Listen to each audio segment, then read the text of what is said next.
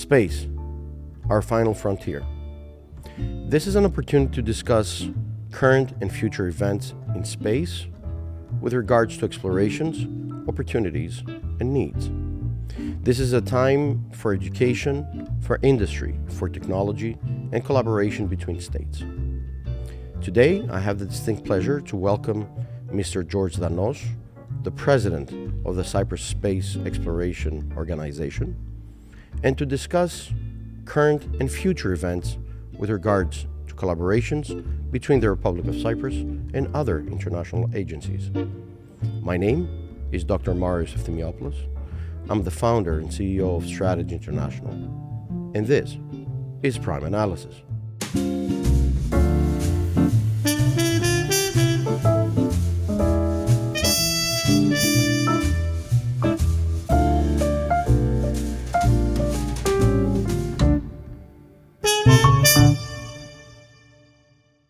Dear Mr. Danos, Mr. President, thank you very much for coming at our primeanalysis.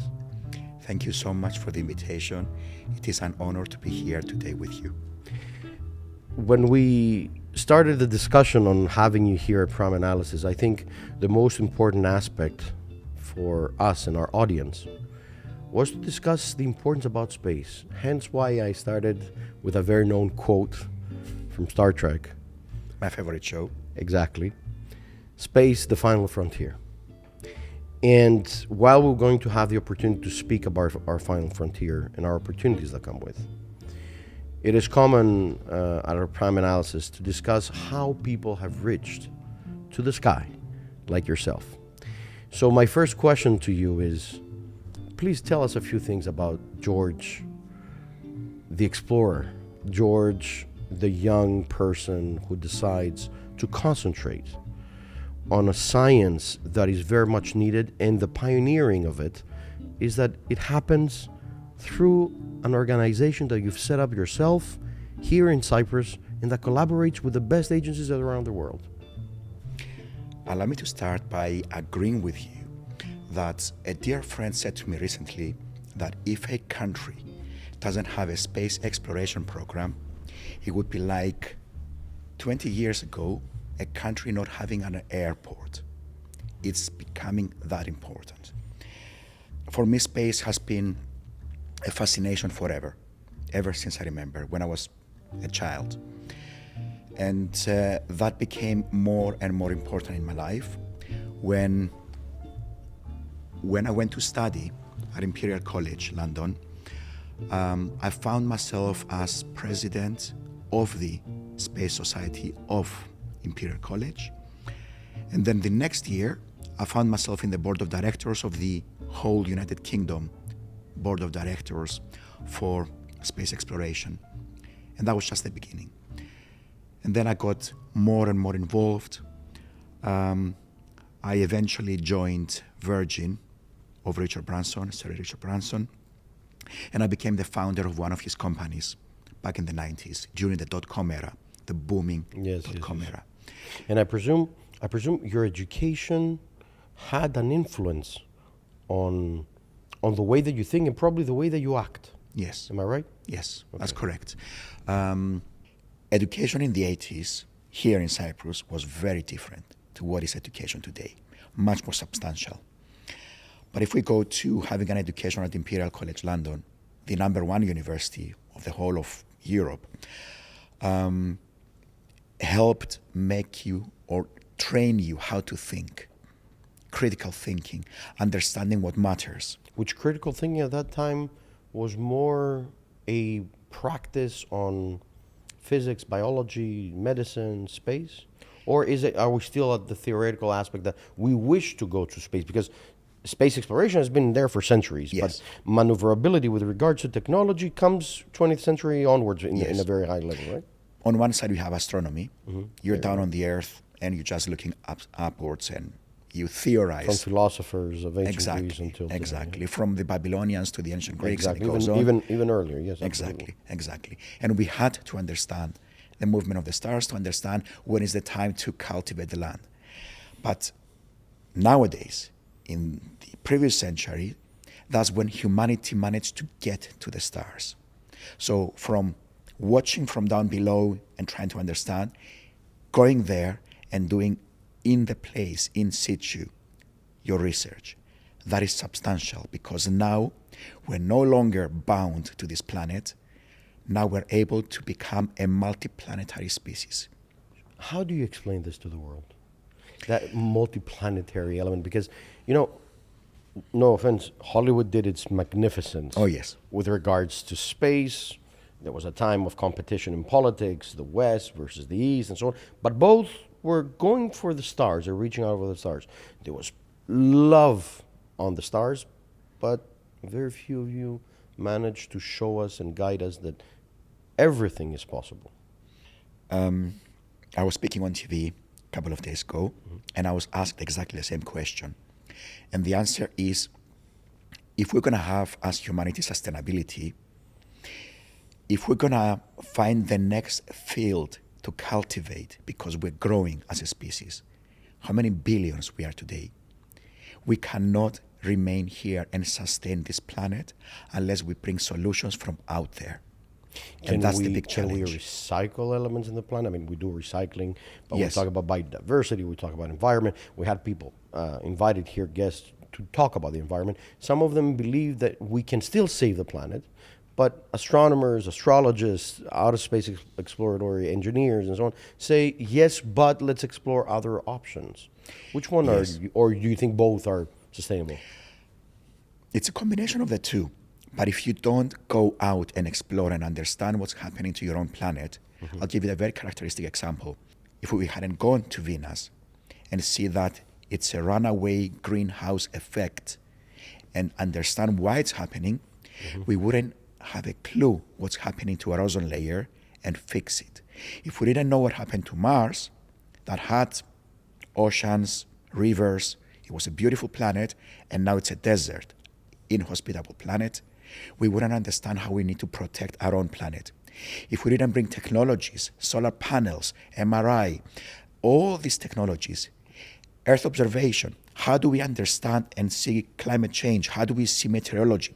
How do we have telecommunications? All this, GPS, the stock market is working via GPS because the exact timing of the transactions, aeroplanes, all these things are GPS related, space related technologies. You need space. Without space, if we suddenly had no space exploration, we would be 80, 90 years backwards. Can you imagine that?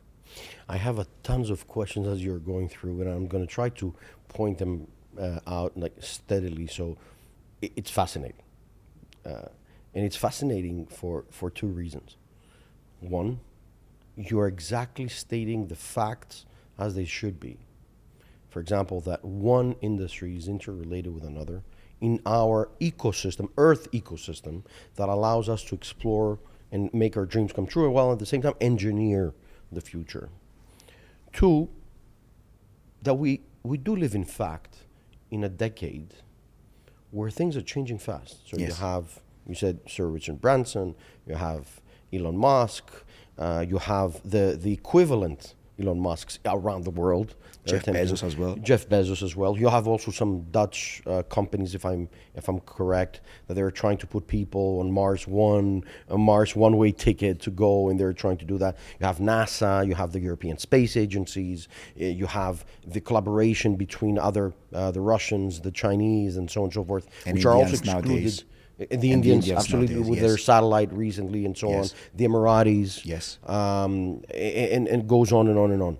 And it seems more countries, including Cyprus, including also Greece, and I think Cyprus is more engaged, I think, for the reason that you're exploring these opportunities with the Cyprus Exploration Organization, looking upwards, looking up, and looking over the limitless opportunities that space can offer.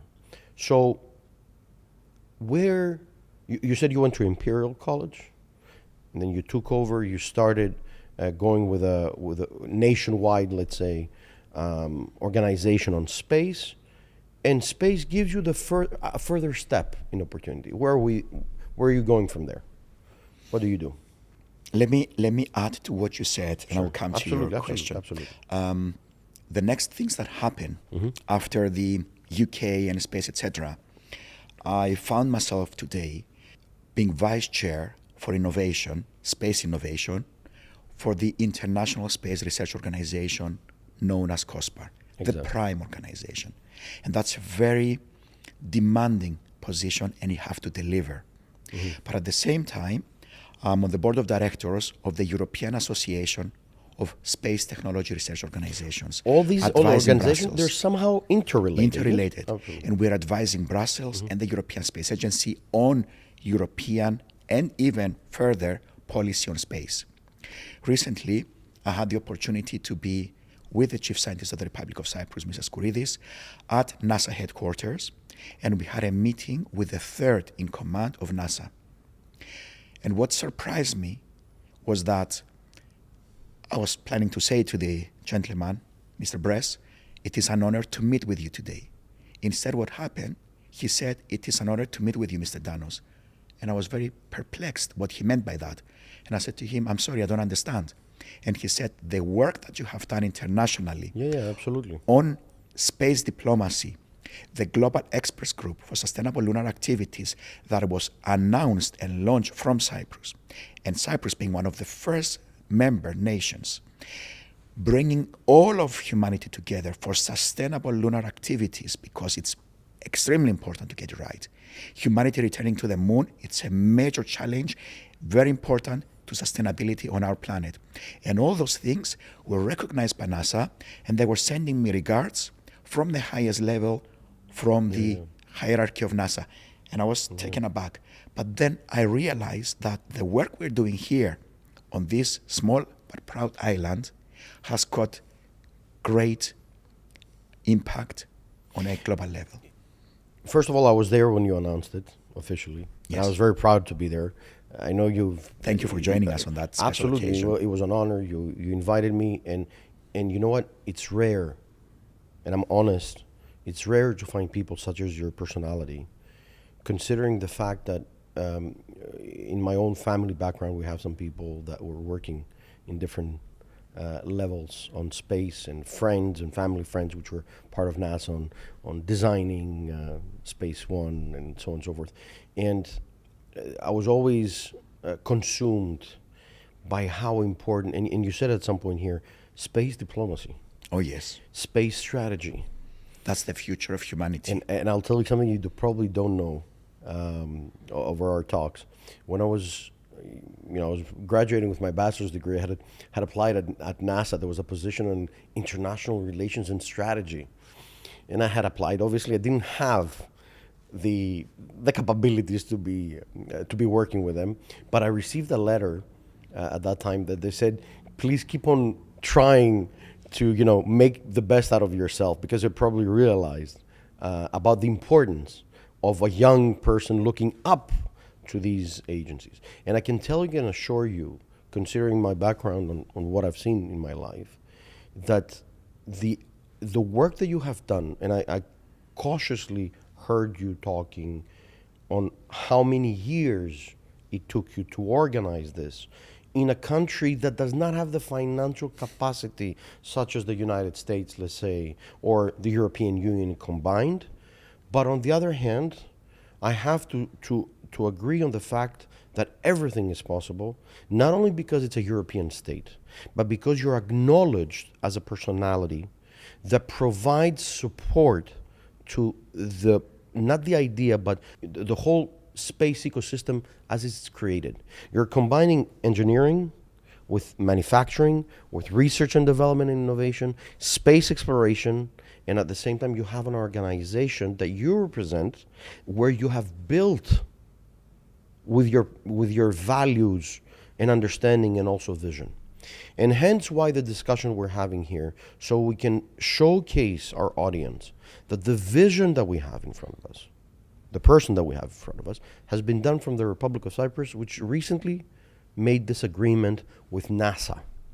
Just to clarify, to make it more clear for the wider audience. And we need to explain what that agreement is as well. Yes, absolutely. Yes. And please. But let me ahead. actually say, yes, thank you so much for actually saying this, because if I was standing today in the United States, in Washington, D.C., or if I was in London or anywhere else to do that, it would have been basically one step upwards. But doing this from Cyprus, it was multiple steps to get to the right place to be what we are announcing. But you're innovating. We're innovating, and you said it right before. Space diplomacy is the key. And where does it all start? You need to understand what's the state of the planet. And the state of the planet on multiple aspects. Sustainability, climate change, depletion of resources, growing population into billions, the state of geopolitics right now, very challenging. All these things, if as humanity are going to win the challenge, the bet, and survive, we need to get things right. And that's where space diplomacy comes to bring the necessary results. And that's what was driving me to do what I'm doing. Why did you open the Cyprus Space Organization? Cyprus Exploration Space Organization.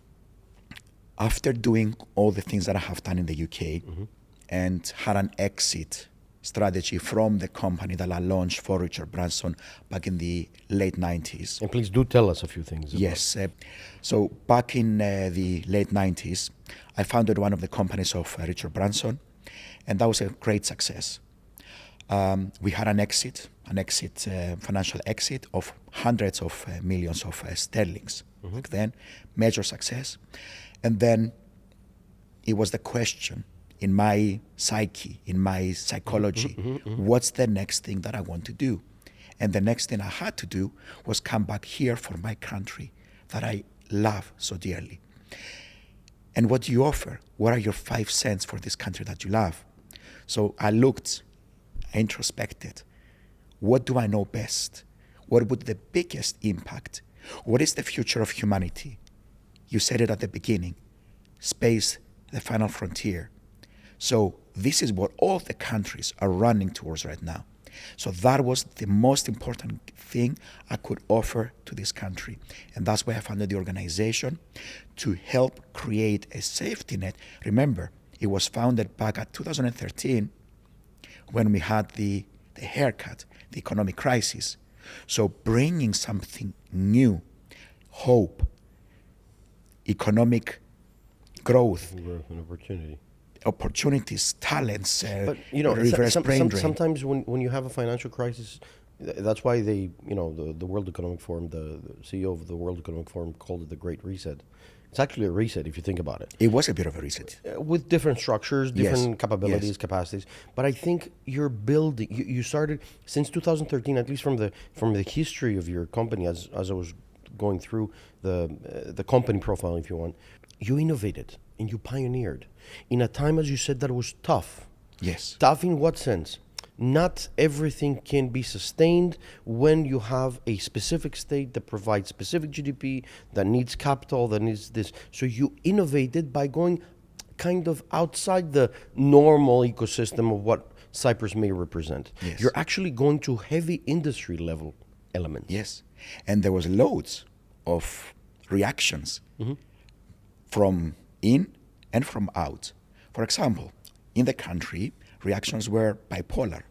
On one side, people were laughing, this guy must be crazy. We were on all the comedy shows with telling us that, yes, we're going to send Cypriot kebab to space, our delicacy cheftalia to space, and all the rest. Okay, we heard that. And of course, I loved it. I absolutely loved it. I laughed so much.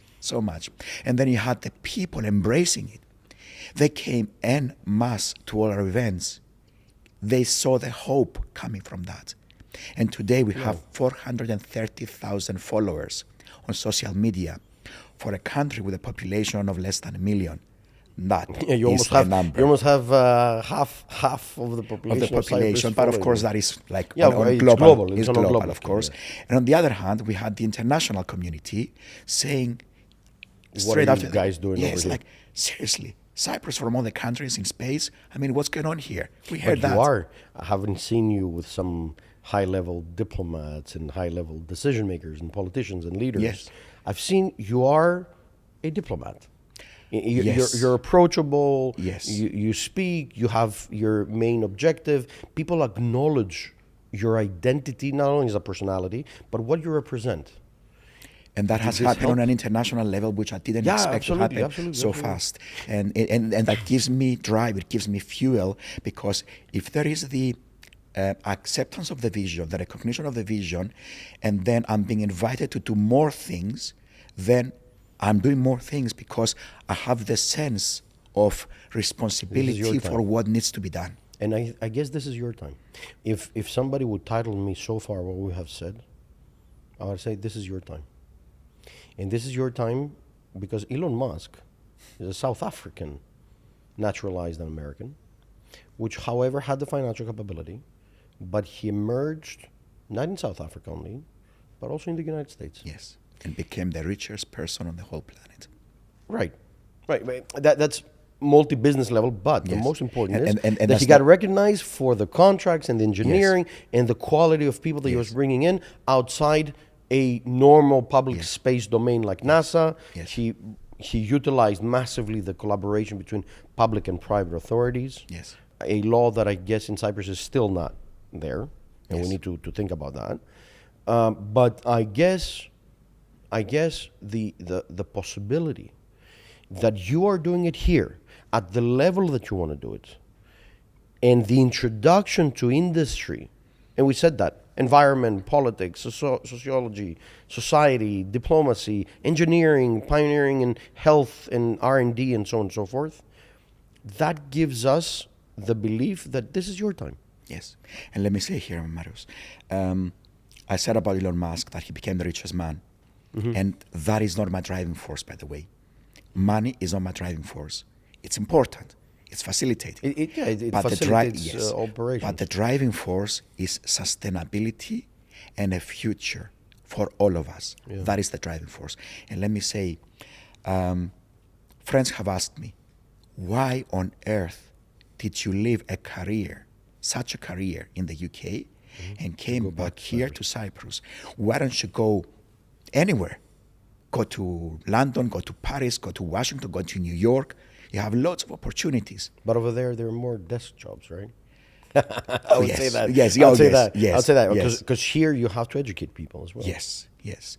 And the answer that I'm giving back, and I had to give the same answer to partners, very big partners. I'm not going to say names because it's not it's not appropriate. Absolutely. But multi-billion corporations have asked me certain questions, and the answer is, if I was to do that for the UK or for any other country, it wouldn't have the same visionary impact that it has from Cyprus to the world for multiple reasons.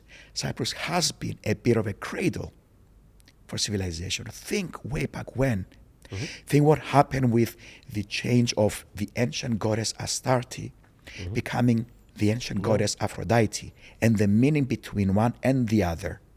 The shift in humanity's psychology from simply fertility to recognition of the other gender and the love in humanity, the respect, and all that change, all that shift that happened in Cyprus.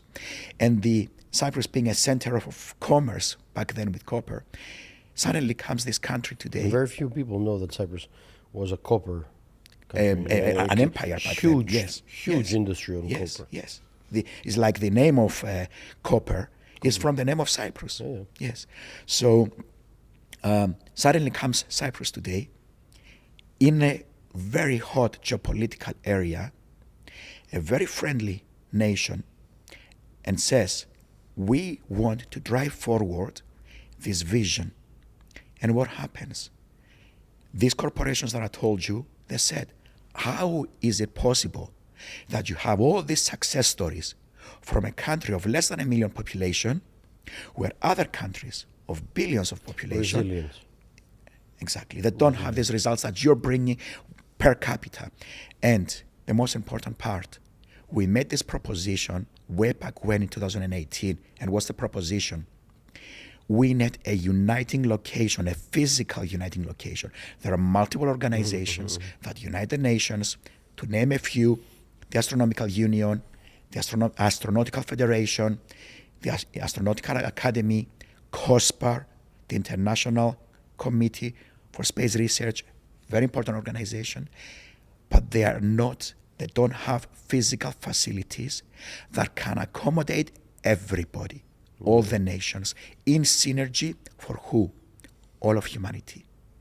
So now going back to the moon, we said, let's start with an example. Let's start with the Artemis program. With the Artemis program, but also with Mars. Because Mars lost its atmosphere, it's become what it's become. So we need to understand what happened there. So comes to Cyprus, dear old friend, Jim Green, the chief scientist of NASA, and many others from other nations, Europe, India, all over the place, okay? So all these really high-level people say, we need one physical location to call the home for the network, for the Mars Upper Atmosphere Network. And we tried, and we couldn't find that location that could accommodate us. We tried other countries. It didn't work out. And Jim said to me, jokingly, damn, I hate that. I said to him, why? Because it's the most brilliant idea and it's not my idea, but I will embrace it. That's a good one. And it happened. That's a good one. And it happened. And you will see that photograph of Jim, the ambassador of the United States here in Cyprus, and myself, the day that we made the announcement that Cyprus will be hosting the Mars Upper Atmosphere Network. And then the next announcement, just a few weeks ago, the one you mentioned, Yes. when NASA came here, NASA-funded organization, a very important one, the one that is helping the return of humanity, biological studies and everything else, space weather, to make sure that when we get to the moon, it's sustainable there on the moon to bring results back to Earth. We signed the agreements, and there was the big announcement. The first of its kind Space Innovation Center, physical Space Innovation Center, international, that unites nations, has been announced under the auspices of COSPAR here in Nicosia, Cyprus, run by CSEO, and funded with competitive funds from the Research and Innovation Foundation of the Republic of Cyprus. And that ceremony happened with how many ambassadors from the United States, from India, we had Spain, France, Germany, UK, all these people were there. And also it was under the auspices of the chief scientist of the Republic of Cyprus.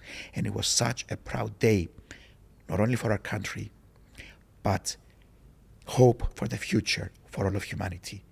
Because now we can say that through this facility, through this center, we can all work together on common goals as one species, humanity, humans. I'm thinking the following two questions.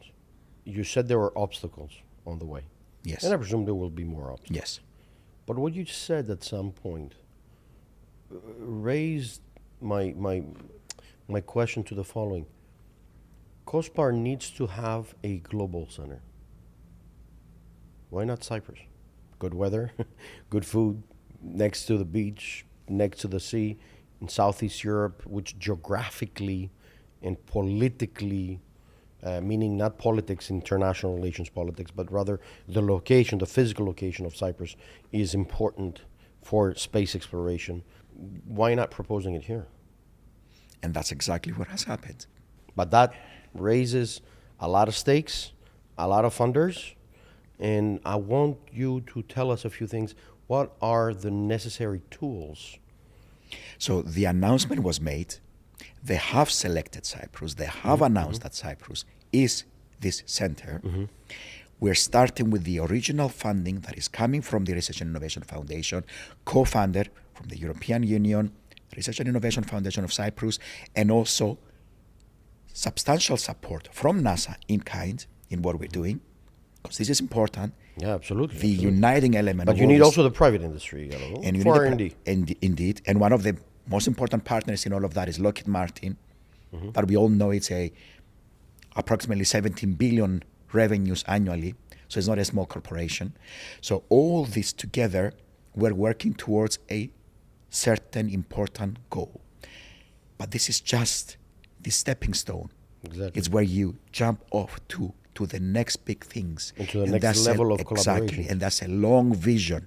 So This is just we're the talking beginning. about a research and development center, a center of operations, a Yes. center of human capital, Yes. management, and where Yes. government support is especially necessary Yes. for space diplomacy. I'm coming back to Exactly, this. space And diplomacy, strategy, a long-term strategy that can actually pinpoint and pivot this. Exactly. And the way that I understand that is that you're building on a new industry in an ecosystem where not only you can have the Cypriots working, but also you can have the Europeans and the international agency in collaboration with other companies, agencies, governments, and also universities or other research institutions through your center that you can build upon, that you are already on step number one.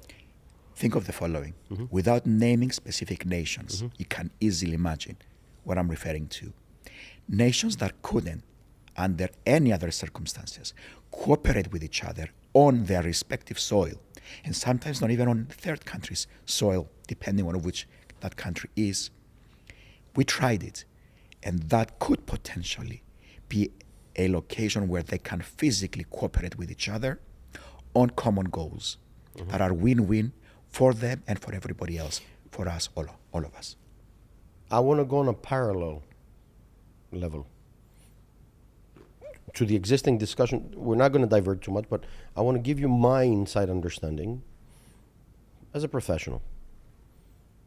In order for your level of specialization, industry, if you want to call it like that, but because it's a wider ecosystem, for that space ecosystem to be successful, there is a need for a general strategic depth of a government that is supportive not only of you, but also logistics, transports, infrastructure, other parallel agencies that can provide for the living dimension ecosystem in the area where this is going to be collaborated.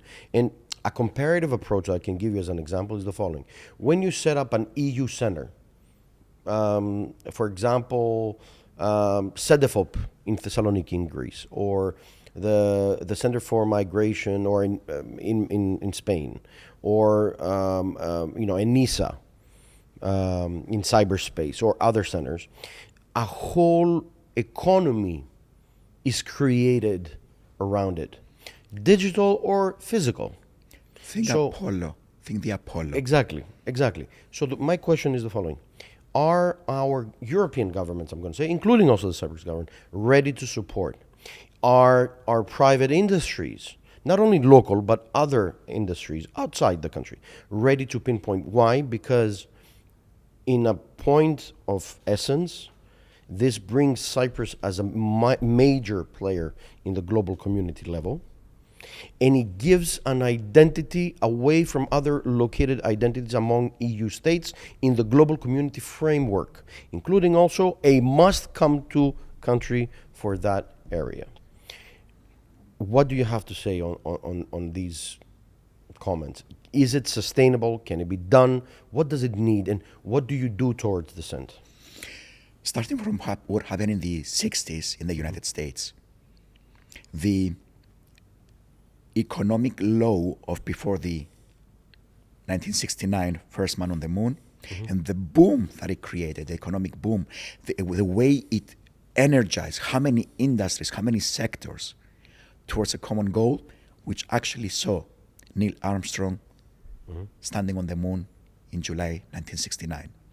Similarly, what we're doing now, and we've done the poll, we've asked people, we've asked thousands in Cyprus, throughout all the different ages, all the different industries. Do you think that space would be useful? And I didn't think that the answers would be as high as they were. Somewhere in the region of 90 or more percent, I think it was about 94, 95%, said that we need a big infrastructure for space on the island. And you're doing it. And I was surprised. And a year or two later, we're doing it. Cyber connections, digital Yes. connections, space satellites, Yes. protection of the environment, of the habitat, of the natural habitat, collaboration with geology, the discussion on climate change, maritime exploration, maritime undersea water, and so on and so forth. And we have the support. And that's the important part. Domestically, I will start, and internationally. But starting from domestically, Yes, multiple ministries. Let's pick the Ministry of Research and Innovation, the Ministry of Commerce, Mr. Papanastasiou, the Invest Cyprus, very important, because without the support of Marios Tannousis, the chief scientist of the Republic of Cyprus, Mr. Skouridis, and many, many others are supporting this vision because they realize how big this can be. It's important. They get it and they're supporting it very strongly. Yeah, you have to think big, but you have to be coordinating cells, Exactly. among others. Exactly. Only collaborative you can reach out for this, as long as there is a clarity to what you're doing. What Exactly. you're doing is not, as I said, this is your time. It's not only fascinating, but you're doing it. Yes. And the presence of the diplomats, ambassadors, and others from all these embassies that I mentioned before. Space diplomacy. It's like having, exactly, it's like having the full Security Council of the United Nations at your launch event. Exactly. And I presume, the General Assembly you have. Last time I saw the amount of delegates, representatives of other governments, as embassies and so on and so forth, it was very big. Yes. So I guess the need for further collaboration, constant use, information, brainstorming, think tanks, this is a must. Yes. This is a must. Why? It may not be in the highest level, but as in other like European space agencies or NASA, which is a bit different organized way, they have the collaboration on strategy, but they have the engineering part. They have the cyber and have aerospace. They have Navy, military Navy, and airspace and Air Force working since the 50s on space, because without military efforts in the United States, at least, which I presume also the time will come of the Cyprus military component, if you want, to be helping out at least in the scientific elements. Yes. You said Lockheed Martin. Lockheed Martin is also a defense company, so I presume Boeing, Airbus. I'm just putting out names here. Other companies, consulting firms that can help out in the setup, communication firms to put out the message, because what you're doing is great. So what is the next step? What are we to see? I know what, I'm inclined to have this announced over here, because this is even greater what you're doing. Please tell us a few things about what is coming. You need a strategy to get there. Of course. And what's a better stepping stone to have the Global Symposium for Space hosted in Nicosia, Cyprus in November 2025, and having all the space leaders arriving here at a time when Cyprus was selected to be the global innovation center that I just mentioned. Absolutely. So that is the next big step, because that's where big decisions will be happening. Put me into numbers. How many people are we to expect? Because our audience needs to understand how many people we are to expect in the Republic of Cyprus. And it's not how many people we're expecting, how big the level of science is gathering in a specific area. And I would also say that what's probably the most important aspect of this symposium is the quality of who's coming. Exactly. So you normally, in this symposium, you have all the presidents of all the big countries' space agencies. Everybody who matters. How many? About 500 people could be coming here on the island. Which are leaders of And leading from states there, and agencies. From there, you would have at least 10, 20 being leaders or deputy leaders, etc. The rest, high-ranking scientists, panels, commissions, scientific chairs of various aspects of research and development and industry. Clearly, Lockheed Martin and others will be here as well. So that's going to be basically not just a symposium, it's going to be a summit of everybody landing here on the island for big, big decisions. And that's organizations like European Space Agency, NASA, oh yes, yes, United all of them. Nations. Oh, absolutely, absolutely. And from all the nations that matter. Absolutely. The ones that are spacefaring nations, of course.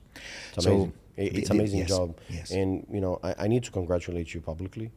Thank you for that. I'm humbled. Because, Strategy International has been set up exactly for this sort of reasons, to connect the dots between organizations and agencies, between think tanks, between consulting firms and industries that, can be consulted and can be worked together. For example, I always keep in my mind, because of space, we have MRI. Because of space, we can have a better future and civilizational dialogue about where we are and where we're going. And because of that, we need to be firm, resilient, and supportive to the tasks that you're doing. Not because we're friends, or because we're colleagues, or because we understand each other as scientists, but because it takes for one person to pioneer and the rest to follow and support. Because this is your time. And I think I'll put that into the excerpt, that this is your time. This is a time for space. This is a time for exploration. How does your organization move and develop things around with your personality being engaged into this is amazing. I know you're very social, you're very polite gentleman, which is one of the distinct characteristics of a true scientist. All the scientists that I've met in my life, especially either in medicine or in technology, with regards to space, have been extremely, extremely polite. And this is another characteristic that I would like to also acknowledge to you as a personality, because it's difficult.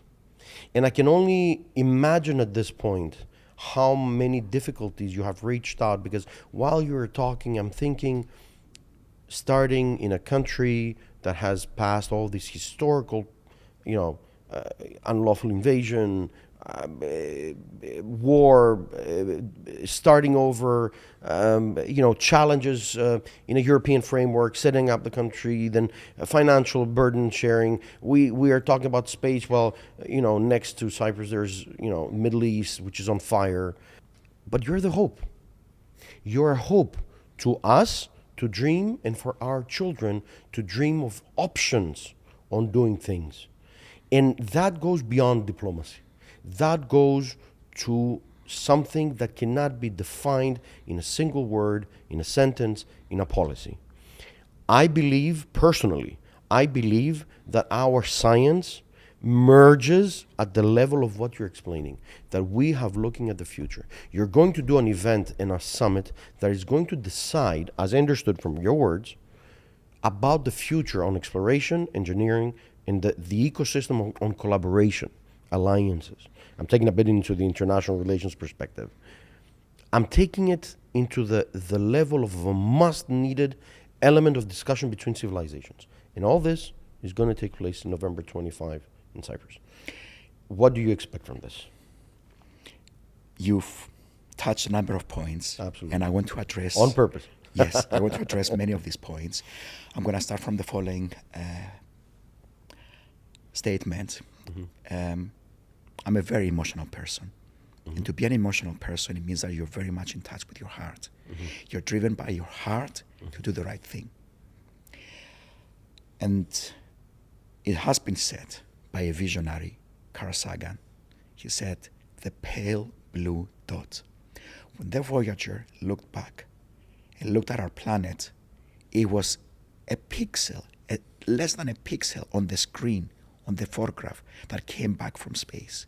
And he said, that tiny little dot there, the pale blue dot, how many millennia of wars and fights between us, when the universe is so vast, over a dot, over a rock in space. Why? I've seen this picture turning around on showing how a small dot of Earth is. Yes. Why? And then you touched another point. Was it not during the Cold War that it was the docking of Soyuz and Apollo and that momentous handshake in space that then meant there was exchange of presidents between the two super powers that then brought hope again. So space is such a uniting force, and that's why it's so important, especially today. And then you asked me, what are the next steps? What do we expect from that symposium? So for this symposium, we have certain key things that we want to discuss. Continuity of humanity, technological viability and biological viability of humanity, and the whole of the planet, because we as humanity, we're oppressing how many other ecosystems? Yeah, of course. Right? The rest of the species that live on this planet. So that's going to be discussed, but it's going to be discussed on what measures biodiversity and what continuity measures to be placed there, not only on the ecological aspect, but think the famous Carrington event, 1850 something. There was this solar flare, this storm that came and hit the planet, and the telegraphic cables of the time caught fire. Think today, the whole planet is encircled with cables for electricity, internet, and other. We're dependent on electronics. If such a storm or a bigger storm... Is it coming? There are possibilities. You don't know. It's a Russian roulette. But recently there were a couple of those, like the Yes, Carrington effect, right? because we have a maximum now. And we had one in about a month and a half ago, that hit the planet, and we saw Aurora Borealis down here in Cyprus. That's almost unheard of, but we scientists know that it's not unheard of. But for the shorter memory of lifetime, we know that it's weird, okay? So if a storm of that level hits the planet, what does it mean? Well, it means that your satellites up there may be destroyed, may become inoperable. And then if one gets out of control and crashes onto another one because you can no longer control it, you have a Kessler effect. That basically means a cascade destruction of multiple satellites. And then if all the area where the satellites are is not functional anymore, you cannot go to space. So you lose your telecommunications, you lose your GPS, you lose your Earth monitoring, you lose your weather monitoring during an era of climate change. So what happens? Mayhem happens. Absolutely. So you need measures, and that's one of the things that is going to be discussed. Measures for mitigation and sustainability from that alone. We are working with the international community. Let me mention my dear friend Eija Tanskanen from the Sodankylä Geophysical Observatory in Finland, one of the leading personalities in space weather. She's leading the work effort within this international center. Its name, by the way, is C-SPARC, and I will explain what that name stands for. The C is for Cyprus, but we didn't make the cliché CY. And the C could also be to see, the spark of innovation. So the spark simply stands for Space Research Center. So similar to COSPAR. Okay? Exactly. So C-SPARC has got a lot of elements. Microsatellites to handle multiple problems. Space weather, led by Eija Tanskanen. And we are working now on utilizing cutting-edge AI and machine learning to forecast predictive modeling. You presented that too. Yes, exactly. And she stood there and presented all her brilliant work at a very high level internationally. And then, let's not forget, Doriton of Yale, from the Trish NASA facility, funded by NASA to study human biology in preparation for returning to the surface of the moon. And all that effort, organs on chip. And what are organs on chip?